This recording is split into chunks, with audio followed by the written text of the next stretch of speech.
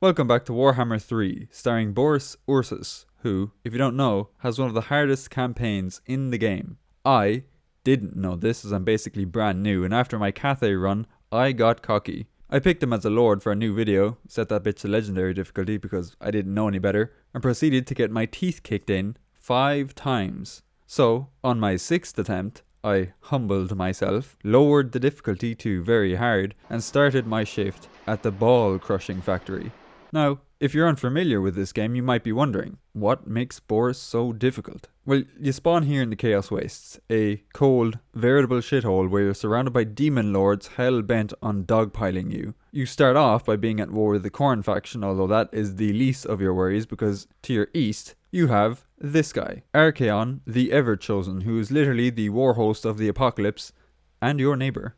One of the strongest lords in the game, I might add, if you manage to hold out. You also have to worry about your western flank, so you can kiss holding onto territory goodbye, because you're going to get ganked by about 500 armies against your measly 2, if even. And, because holding onto territory is going to be impossible, you can kiss your economy goodbye. With all this in mind, we start off running, because it's only a matter of time before we start drowning in demons. So we knock out the first army in our way, and take our first settlement, which is actually our capital city, but we'll eventually lose this thing and not see it again for another 200 turns, so don't get attached. We race north to take Khorne's 3 other settlements while seeing our friend Archaon on the way, and when we finally took the province, Archaon declares war on us. In an attempt to outfox him, I head straight east to take his most powerful settlement, the Writhing Fortress. The fortress is ours at the expense of our other settlements, 1 step forward, 1 step back I guess.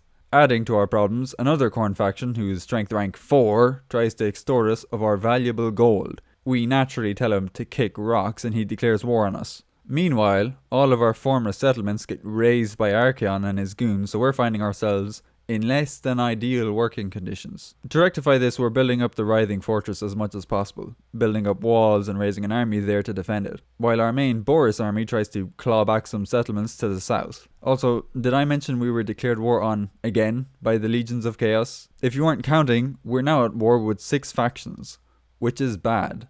To add to our problems, the Writhing Fortress gets stolen by Archaon and now we're really in trouble. What follows is a Warhammer equivalent of the Long March capped by a Warhammer equivalent of Dunkirk. We make our way down the river trying to evade our pursuers when we see our potential exit strategy, a wormhole to God knows where. After a brief effort to maintain a presence in the Chaos Wastes, we decide to cut our losses and go through the wormhole with the tacit understanding that someday we'd be back. Lo and behold, we actually end up in some familiar territory. See, here, there are 2 factions of note. There's Goldtooth the Ogre and Kugoth the Plaguefather. Goldtooth is usually the head honcho of the region, and he usually, although results may vary, keeps the cretins of the region in check. One such cretin being the Plaguefather, who we can see is still alive and normally occupies some pretty prime real estate a little bit south. So that's where we're going to make touchdown. We nickel and dime Goldtooth joining his war, which he pays us for even though we had to do it anyways, and we begin our invasion into Kugoth's lands. Thankfully, the one half-decent army he has there gets decisive victory in auto-resolve, so we don't need to worry too much about losing our finite troops. It isn't long before we take Deadrock, our most valuable city, and before we know it, the province is ours. Mostly. We're not strong enough to kick Goldtooth out right now, but that's okay, because Kugoth isn't quite dead yet, but we are working on that. Before we get to him though, we train up a Frost Maiden to buff troops and act as a spellcaster. They have useful buffs that can actually help our economy, which we're desperately gonna need. It isn't long before Goldtooth lives up to his name and starts putting the squeeze on us. 5,000 gold is a pretty hefty chunk of change, but the alternative is war, and if you check the numbers, you'll see his strength rank is number 1, while ours is 62. So for the time being, we begrudgingly, and I mean begrudgingly, pay tribute. In the meantime, we work towards building up our devotion in the Dragon Isles province, which, as you can see, is in the red. Who'd have thought that moving into a place previously inhabited by smelly disease demons would make people somewhat faithless? We can rectify the problem by building churches, but that leads to its own problems, because as Boris, we need to maintain good relations with the other 2 Kislev factions, and we do that by building certain buildings that correspond with each. Too much emphasis on one side will make the other side pissy, and thus giving us a bunch of debuffs, so it's all about balance, which basically means we need to tear down some churches. It isn't long before Kugot's faction is wiped out by Goldtooth, so we work towards building up a second army for what's going to be our most ambitious undertaking yet. You see, to take the Chaos Wastes, we're going to need multiple armies, and to have multiple armies, we need a lot of money. To get money, we need settlements. Now, the only convenient way to obtain settlements is to take it from somebody else, and it just so happens our neighbour has a lot of them. Now, we don't have a lot of time because the forces we're currently fielding are eating a hole through our pocket, so we set out to blitzkrieg what we can from Goldtooth before he realizes what's going on. Blitzkrieg is perhaps the wrong word to use though, because this little endeavour turns into a protracted war of attrition that will last several dozen turns. Frankly, we'd probably be in a lot of trouble if it weren't for the fact that Boris is an auto-resolve god, which makes combating hordes of ogres far more palatable.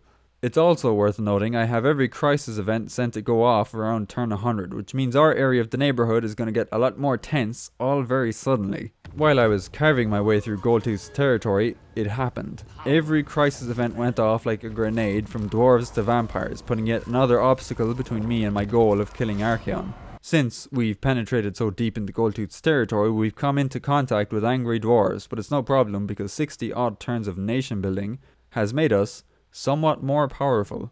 Yet at the same time, due to us pushing out troops almost constantly, our economy is just as fragile as it was when we started. This might not have been that bad, but the Skaven have taken to creating cities under my cities where I need to pay valuable gold to get them to fuck off. This will be constant, by the way. More ogre killing later, and we're making great progress in converting Goldtooth's empire into mine. With more land comes more enemies though, and we soon find ourselves dealing with raids by Chaos in the north. However, Kolek Manbearpig is no match for a nearly level 50 Boris, and after some harassment from the big man and his bears, Kolek gets isolated and jumped, with the rest of his army turning tail soon after. While enemy harassments in the north are annoying, we don't really need to deal with it because the Golden Order is at war with everyone up there, and they've sent hella armies up to deal with it, freeing up our hands quite a bit. On our western frontier, we knock out the last dwarf army, destroying the faction. With that done, we're finally close to knocking out Goldtooth, who's currently bunkered down in the Tower of Gorgoth like it was you-know-who in 1945. We can't take on those kind of numbers right now, so we focus on taking his periphery territories and defending what we already have. More ogre killing later, and we run into some vampires who don't like us getting too close to their territory. We kinda take a fat L, and even though we survived the first encounter, he hunts us down again. High on Copium, we try to fight them, but he is a level 50 lord as opposed to my level 13 Boyar, and so things go about as well as you'd expect. He attacks me again, handing me a valiant defeat, but thankfully he gets greedy and attacks another nearby army of mine that has a high level lord with decent armies, so when the auto-resolve showed me I could eke out a close victory against two of his armies, I didn't even think about it because this motherfucker was crushing me, and I thought it was time to put an end to that. Unfortunately, even though we win a battle, our strategic situation is still somewhat troublesome because he has two armies near me that are still alive, and so we quickly skedaddle to some more favourable ground. Which was a good idea because the next time we fight it's a 2v1, making the battle trivial. Since we've also been making our way north towards the Chaos Wastes, we run into some familiar faces. Only now, we're not the prey anymore. We're the predators. While it felt good to return to the old stomping grounds to settle some old scores, we weren't actually ready to make our invasion just yet. We still had some meddlesome ogres to deal with, and after some setbacks, which some might call catastrophic losses, we set about recruiting more armies than we've ever had before. All in order for a final match against Goldtooth and the ultimate incursion into the Chaos Wastes. More ogre killing later, and we finally managed to amass our grand army at the gates of the Goldtooth last settlement. It does not go well for him. We mop up the straggler and finally Goldtooth is gone, and now we've got a clear shot to the Chaos Wastes. We load up and drop into the wormhole we used at the beginning to become Chaos's crisis event. When we make it on the shores of Chaos, who do we see but our old friend Archaon? We attack a settlement that he has no choice but to reinforce, and with overwhelming firepower absolutely wreck his shit. He does manage to run away though, which is somewhat comical, but we didn't come this far to leave survivors, so we quickly hunt him down and leave no witnesses. What follows is an almighty beatdown of Chaos where I smash an army, take a settlement and repeat. With our armies so strong and numerous, there was not an awful lot anyone could do to stop us. The narrative climax happened at the Writhing Fortress, Archaon's home base, where we slowly but surely took his lunch money at certain cost to our own forces, but such sacrifices are necessary. When that was done, we merely mopped up since we were basically a tsunami that no one could stop. We also righted the wrong that was the Tower of Torment, or capital city, and with that back to its rightful owner, all we needed to do to achieve our short victory was defeat Archaon's faction, which by this point was trivial. To prove it wasn't luck, we faced down Archaon once more, and after a hefty thrashing, he still somehow manages to escape. That son of a more chaos smashing later, and lo and behold, we complete our short victory. For the long victory, that wasn't too hard either, so we got that done too. After 225 turns, having completely dodged the spirit of the campaign, we completed Boris Ursus on very hard difficulty. But that's just a theory. A game theory.